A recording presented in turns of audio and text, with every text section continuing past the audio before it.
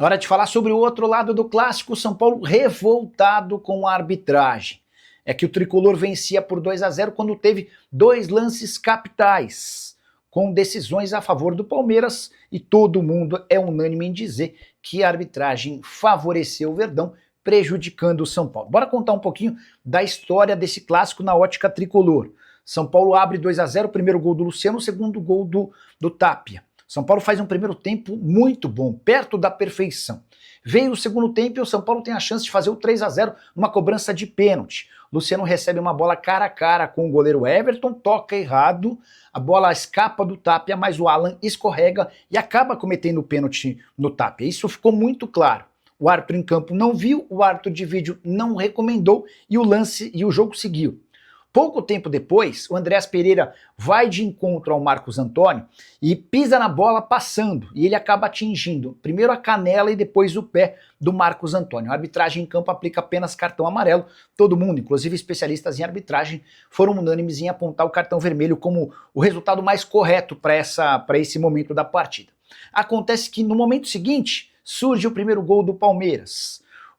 Até uma discussão de torcedores do São Paulo em relação à possível falta do Gustavo Gomes no Tapia. Eu não vi essa falta. E o lance seguiu até a cabeçada do Vitor Roque para o primeiro gol alviverde.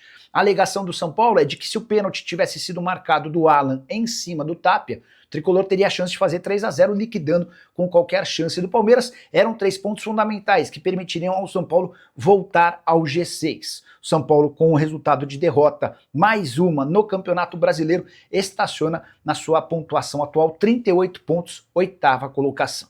Carlos Belmonte, depois da partida, disse, abre aspas, não é possível que o VAR estava aqui hoje. Não dar o pênalti no Tapia quando a partida estava 2-0 é inacreditável. O VAR no futebol brasileiro é uma vergonha. Carlos Belmonte, diretor de futebol que andou sumido, em meio a muitas críticas e risco de demissão, mas ele reapareceu para criticar, na minha opinião, de maneira justa, a arbitragem. E você o que pensa desse Palmeiras 3, São Paulo 2? Já uso o espaço para comentário. Quero usar esse conteúdo para explicar para vocês atletas de nome que já podem assinar um pré-contrato para se mudar de graça para o seu clube do coração. E esse assunto é super importante. Você quer um exemplo? O Flamengo contratou, por exemplo, o Jorginho e o Saul na metade dessa temporada sem custos. Eram atletas que estavam ficando livres no mercado. Na temporada passada, o Corinthians fez o mesmo com o Memphis Depay. Então, ter a leitura e o entendimento de jogadores que estão perto do fim do contrato é algo fundamental para o seu time do coração na hora de reforços. Bom, hora de falar sobre zagueiros. Gabriel Mercado. A tendência é que o Internacional renove o contrato do zagueiro argentino de 33 anos de idade. Foram só 4 aparições no ano. Ele passou a maior parte do primeiro semestre contundido. Agora completamente recuperado, retomou a condição de titular e imagino que deva terminar a temporada desse jeito para estender seu vínculo por pelo menos mais um ano, mas nesse momento o mercado pode assinar um pré-contrato com quem bem entender.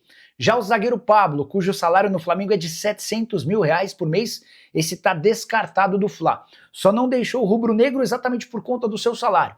Pablo tem treinado à parte, só disputou 4 partidas no ano.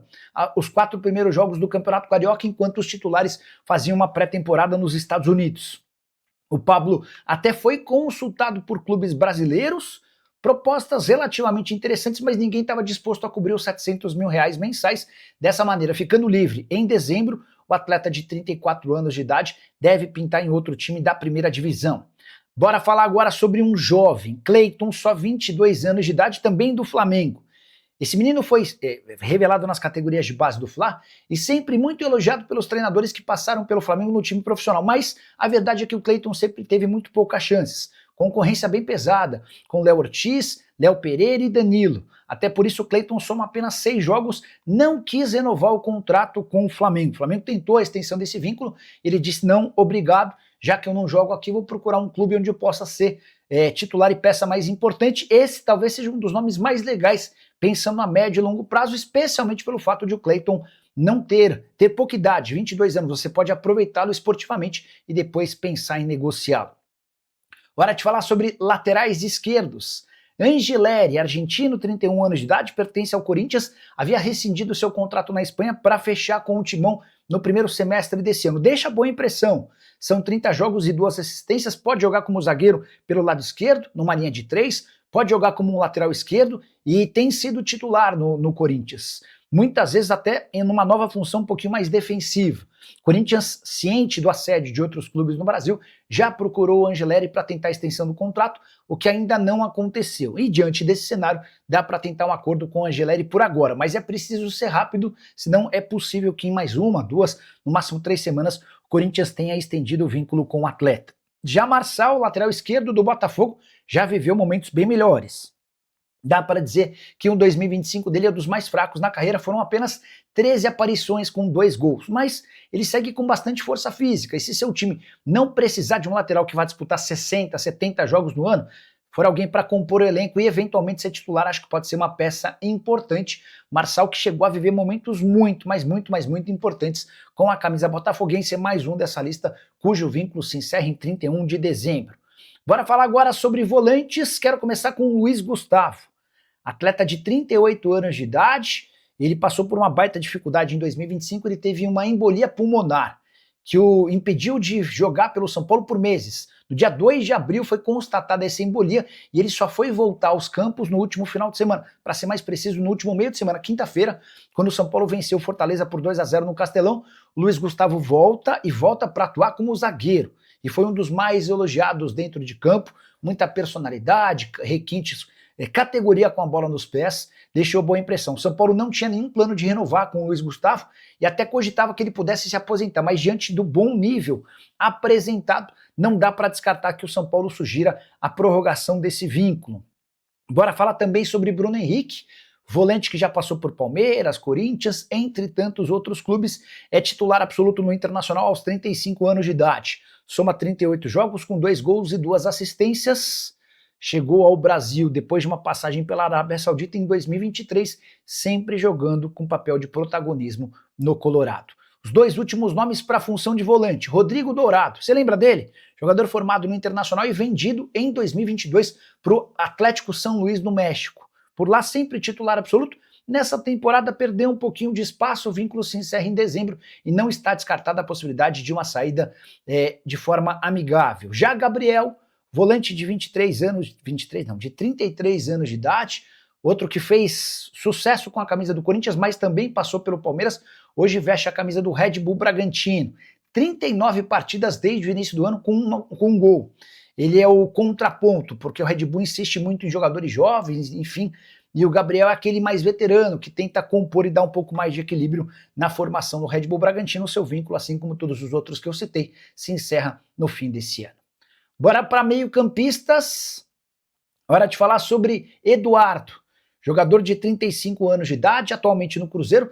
A Raposa só vai renovar o contrato do Eduardo se ele arrebentar daqui até o fim do ano. Percepção que se tem é de que o Eduardo perdeu capacidade física.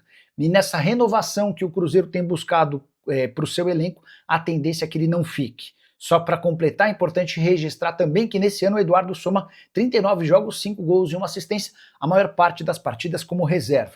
Já Iago Pikachu, 33 anos de idade, pertence ao Fortaleza, no ano são 44 jogos, 6 gols e 2 assistências. Fortaleza deixou para decidir sobre sua renovação ou não, um pouquinho mais para o fim da temporada. Havia chegado no Lyon em 2021, embora tenha jogado em 2022 no Shimizu S-Pulse, cara super identificado com o torcedor do Fortaleza. O último dos meias, Oscar Romero, irmão do Ángel Romero, paraguaio de 33 anos de idade, veste a camisa do Inter, só 15 jogos, 1 gol e 2 assistências. O mais provável é que o Inter não ofereça a renovação de contrato e o Oscar Romero tenha caminho livre para buscar um outro time. Se eu falei do Oscar Romero, deixa eu contar que entre os atacantes, pontas, há o irmão dele, Ángel Romero, jogador de enorme moral com o torcedor do Corinthians por conta de toda a sua história. Foram somente nessa temporada 48 jogos, 5 gols e 3 assistências. Ele é o estrangeiro com mais gols na história da Neoquímica Arena, passou por altos e baixos, mas sempre por conta da raça conseguiu destaque junto ao torcedor alvinegro. A tendência é que o Corinthians não ofereça a renovação do contrato. Já Bolasie, jogador do Congo, 36 anos de idade, havia feito sua primeira temporada no futebol brasileiro no ano passado pelo Criciúma. Se mudou para o Cruzeiro nesse ano e sofre com a mesma situação do Eduardo. Só fica para 2026 se for muito, mas muito importante nessa reta final de ano. Algo que não tem acontecido, são 28 jogos com 4 gols e 3 assistências. O Bolassi hoje se destaca muito mais pelos vídeos que faz depois dos jogos, pela relação que estabeleceu com os atletas, do que propriamente por conta do seu futebol. Já Keno, 36 anos de idade, jogador do Fluminense, e que já foi alvo de muitos bons jogos e de muita especulação. Nesse momento vive um momento de baixa na temporada. O Keno joga pelo Flu, mas tem apenas 30 partidas, 5 gols e 4 assistências. Dos 30 jogos, 9 como titular, 21 como reserva. Se a gente contabilizar apenas os últimos 5 jogos, em 4 deles ele nem saiu do banco. Santa Cruz sonha em contar com o Keno para 2026, quem sabe pode pintar alguma negociação. Quero falar também sobre Marinho, 35 anos de idade, atleta do Fortaleza, temporada de 36 jogos, 4 gols e 4 assistências. Marinho que foi muito bem com a camisa do Santos, teve passagem de altos e baixos no Flamengo, tá desde 2023 no Fortaleza, mas nunca conseguiu no Lion repetir os bons momentos, aquela estabilidade, aquele nível de atuação, por exemplo, da época do Santos. Até por isso, suponho que o Fortaleza nem ofereça a renovação do contrato, o vínculo se encerra em 31 de dezembro, e se você gostaria de ter o Marinho no seu time do coração, já fica o recado, manda um aviso para o dirigente do seu clube de que o Marinho está disponível. Vou completar essa lista de pontas para falar sobre Rigoni, argentino de 32 anos de idade, recentemente contratado pelo São Paulo.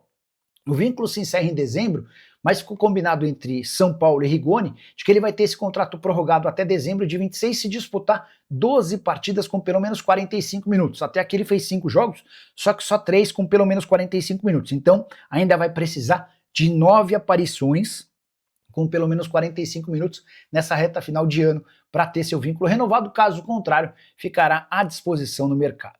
Separei 3 centroavantes para a gente fechar de vez esse vídeo. Primeiro deles, Pedro Rocha, artilheiro da Série B. Ele jogava como ponta por Grêmio, entre vários outros clubes. Agora, aos 31 anos de idade, jogando na segunda divisão, se encontrou como centroavante. Temporada de 36 jogos, 16 gols e 4 assistências. Foi procurado por alguns times como Corinthians e São Paulo. Mas o Remo pediu uma compensação financeira. Corinthians e São Paulo entenderam que não valia a pena fazer um investimento. O fato dele ficar livre em dezembro permite que ele assine um pré-contrato. A tendência é que a gente assista ao Pedro Rocha jogando numa equipe da Série A. São 12 gols somente na segunda divisão. Você lembra do Gustavo? Passagem ruim pelo Corinthians, mas muito boa em outros clubes, como por exemplo no Fortaleza. Ele veste há 2 temporadas a camisa do Xangai Port, lá da China, foi companheiro durante algum tempo do Oscar. E seus números são bem legais. São 58 jogos em 2 anos, com 31 gols e mais 6 assistências, centroavante que fica livre no mercado, salário alto, bolso cheio, pode, se quiser, voltar até aceitar uma proposta bem mais baixa do que seus vencimentos atuais. A saideira, o último jogador desses mais de 30 que eu citei, Dineno, argentino, 31 anos de idade, recém-contratado pelo São Paulo, vínculo somente até dezembro. Dineno também precisa provar que merece ficar para a próxima temporada, são 8 jogos e 1 gol. Pelo São Paulo, antes havia estado no Cruzeiro, onde fez 5 jogos nesse ano sem gols. Dineno caberia no seu time do coração. O que você pensa sobre todos os nomes que eu citei? Já usa o espaço para comentário para opinar. Só não esquece de deixar like e compartilha esse vídeo com mais pessoas. Se você ainda não é inscrito no meu canal, lamento informar que a partir de agora, depois desse vídeo, você vai se inscrever. Combinado? E dá para cravar mais uma venda fechada no São Paulo, essa ao contrário de todas as últimas, envolvendo Matheus Alves, Lucas Ferreira, Henrique Carmo, vai ser festejada pelo torcedor tricolor. É que Galopo, que estava emprestado ao River Plate, bateu a meta. E a partir de agora o River é obrigado a comprá-lo por 4 milhões de dólares, a gente está falando de algo na casa dos 21 milhões e 300 mil reais.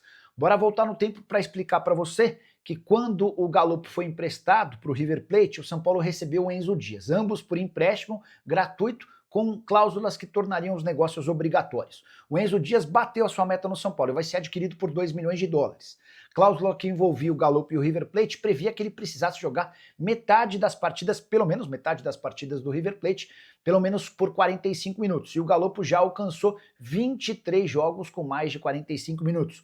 Como o River só entra mais 6 vezes em campo até o fim da temporada, já dá para cravar que o Galopo terá essa meta alcançada e o São Paulo vai faturar esses 21 milhões e 300 mil reais. Como é obrigado a pagar 2 milhões de dólares pelo Enzo Dias, vão sobrar ao São Paulo 2 milhões e 300 mil dólares.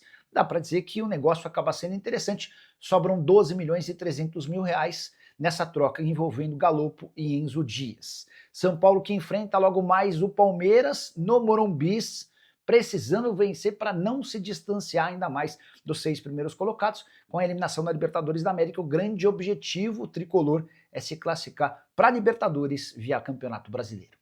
Fala pessoal, estamos aí com atualizações importantes do São Paulo. Se inscreva e ative o sininho para receber mais atualizações do Tricolor. Deixe seu like que é muito importante para o crescimento do canal. Utilize o espaço aqui embaixo para registrar sua opinião. Ficamos por aqui com mais esse giro de notícias. Um abraço e até o próximo vídeo.